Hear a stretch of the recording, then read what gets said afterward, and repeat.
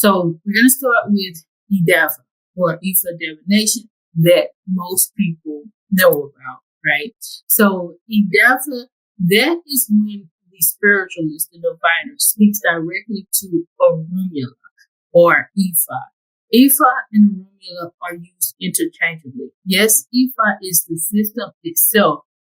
However, Orunmila is oftentimes referred to as Ifa. Ifa, or Orunmila rather, is an Orisha, right? And you can be linked to this Orisha as your head Orisha, just like any other Orisha can be a head Orisha as well. But this is who an Yenifa or Babalawo will speak to whenever they are doing a full-on Ifa divination. This is what we call a comprehensive service. So what happens here is that the individual is going to cast those sacred tools that are used in Ifa divination. They're going to get an interpretation from, they're going to get rather no do. They're going to interpret the no do. And then they're going to come back and prescribe necessary sacrifices or evo from the Odu that is revealed in your reading. Every single Ifa reading, Ifa divination reading, Dafa, comes with evo or sacrifices. This is something that is a huge source of confusion. Sometimes people say, I got a need for a reading and it did not come with an evo. You did not get a need for a reading. That's the answer to that, to just be blunt, because I can't explain it any other way than to say this is what happens in tradition. In tradition, an Ifa reading comes with a sacrifice at the end of it. Every single one of them does, because Ifa readings are done to generate an Odu. All right. And all of the knowledge of Ifa comes from the Odu that has already been laid forth and passed down from century to generation to generation. That is where the information comes from. Therefore, every single Odu comes with a sacrifice. So it will come with a sacrifice. There are other types of readings that may not come with a sacrifice. And so my best guess there is, if you did get a reading and it did not come with an evo or a sacrifice, then it was not true death. Now, there could be so many different reasons related to that. Maybe you just didn't understand who was doing the reading and their process, and you thought you were getting an Ifa reading, but you weren't. And the person may have been clear in whatever language or information that they put out, letting you know that it was not an Ifa reading, but you just mistook it for one because you just don't know the process. And it's, common, and it's okay for new weeks, right? Or it could be that the person purposely misled you into thinking that you were getting Ifa divination when they were doing a reading based on an Orisha or even an ancestor reading or some other type of reading. So that could be the case there. When people tell me these things, I just always follow up with, this is what an Ifa reading entails. As I just said, it's always going to come with an evo. That's according to tradition. Okay. Now, another type of reading is an ancestor reading that you can get in the Ifa system. In this case, your Igungu, your ancestors, are spoken to whenever you get an ancestor reading. So the diviner is going to go to the ancestral shrine, connect with that, and then they also are going to invoke the energy of the spirit of Orunmila in order to get clarity and guidance in the reading. So Orunmila will come into this type of reading, but it's primarily based off of your ancestral lineage. They're getting messages directly from your heritage. Okay. This type of reading, it is not like it is always going to come with an evo. It may, excuse me, guys. It may come with a sacrifice. Your ancestors may say, it'll be good for you to do X, Y, Z in order for you to have a better and improved experience in life. However, it doesn't always come with one. And even if it does, it is not in the same way as Ifa divination. Like, you're not expected to or required to. They're saying this is something great for you to do, and it will be beneficial for you. But the expectation for you to do it is not the same as when you get Idafa, because Idafa is all about generating an Odu so that you can give sacrifices and offerings. We have to understand this comes from tradition. This is not the modern day, practices that we try to make it out to be. And so a lot of people come to it with confusion because they're used to psychic readings or tarot readings, intuitive readings, and things like that. And they're just used to getting a reading and getting information, and that's it. And that's not what EDAPA is all about. This is why I always say be prepared for that next step of going ever. Don't get an IFA reading if you're not prepared for that reality. Okay. Something else you can do with IFA is get what we call a spiritual investigation. Some other people may say spiritual checking or use other terminology for it, but in our temple, we basically call this spiritual investigation. So this involves asking direct questions, straightforward questions to IFA, right? And the divine is primarily going to use the Apele and Ibo with IBO, not Ebo as in sacrifices, but Ibo, which are basically curios like these stones and other materials, bones and things like that, that you could actually think about it, similar to like a bone reading in other traditions and things like that, right? So they're going to use these devices to basically get a direct answer from Ifa or Romeo, okay? Evo is not going to be necessary, but it could be suggested again, similar to in the Ancestor, depending on what the situation is.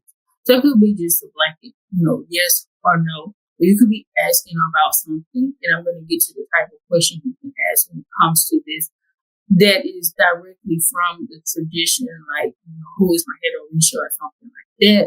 And it can present that information without you needing to do Evo for it. Reading. So our Odessa has shown up. Thank you for joining us.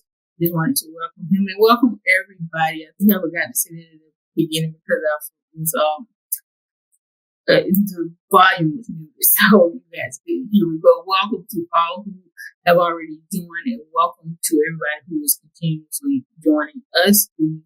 Greetings.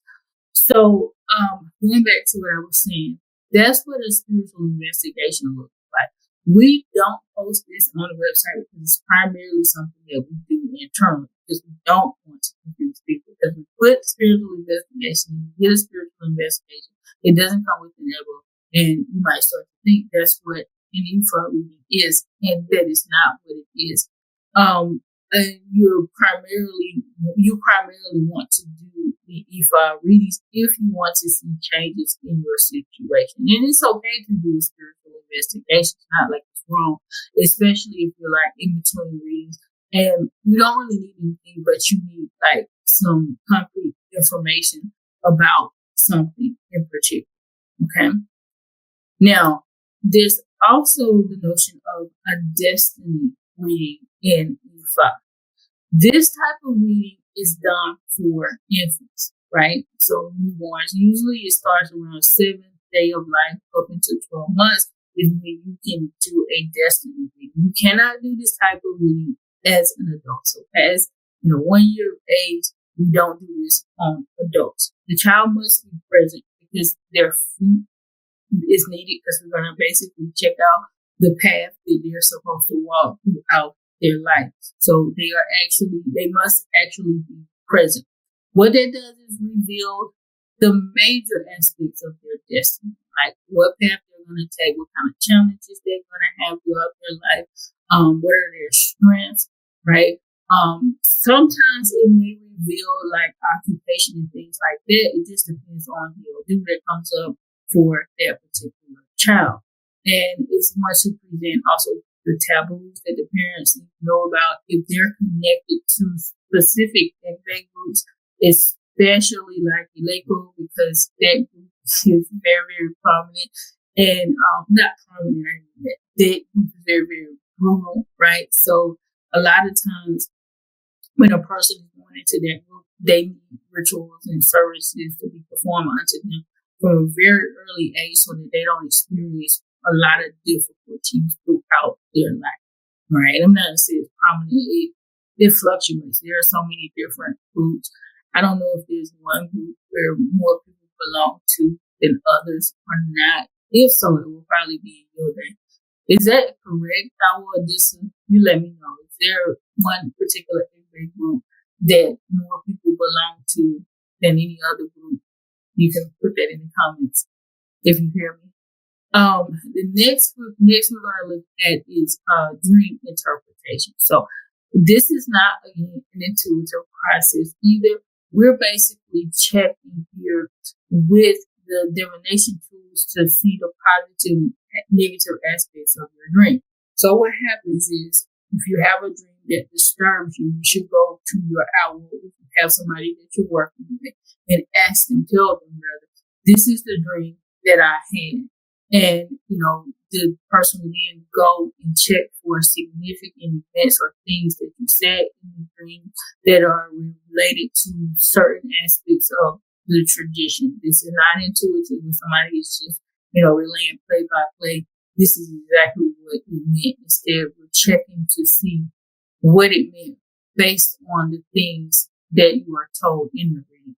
That being said, there are people in the Ifa tradition who can do that type of intuitive, level dream interpretation, but this is not what I'm referring to here. Again, this is going to be checked with divination tools to determine what happened in your dream. Again, this is not something that we put out on the website. We handle this internally with people that we're working with, because it could be that your dream doesn't mean anything, right? Or it could be that it does mean something. You don't know until you go through that process. And so we basically handle this with the people that we deal with. And I'm going to say this too, like if you're working with somebody and you just got like Ifa divination through them, or if you just got like a pot or something significant through the tradition or tool or something to work with, and you have a dream not too long thereafter, maybe within the first week or two, probably go to that person and talk to them about their dream, because it may be significant based on whatever work you just did with them. So it can be telling you something that you need to be mindful of. So I would definitely encourage you all to, go ahead and do that. And if it's in general, if it's just like a dream or something that's just disturbing you, you need to talk to your owl about it. Let's see. Greetings, all who are coming in. Greetings. I thought that was our telling us what was going on with the exhibit, but greetings to everybody who's come in. So next we are going to let me say this too. This part too. So all forms of readings can result in spiritual forces requesting help from you. It could be any of them could request it. It's just that Evo is mandatory when you do DAFA or Ifa divination, what we call Ifa divination itself. And the destiny readings, as I said before, like the expectation is if you just have a newborn child or something like that and you decide you want to do a destiny reading for that child, that you are going to give the sacrifices and offerings, because that's what that reading is all about, is so that you can do the necessary sacrifices to appease the spiritual forces so that your child can have a beautiful, enjoyable life and fulfill their destiny or whatnot without too many complications. It's an ongoing process. All Ifa readings are. It's an ongoing process, so it's not like you just do those sacrifices and that's it for the rest of their life. They will continue to get different readings as they grow and they come along to understand different aspects of their destiny and how to fulfill it. But they get the primary gist of it during their destiny reading.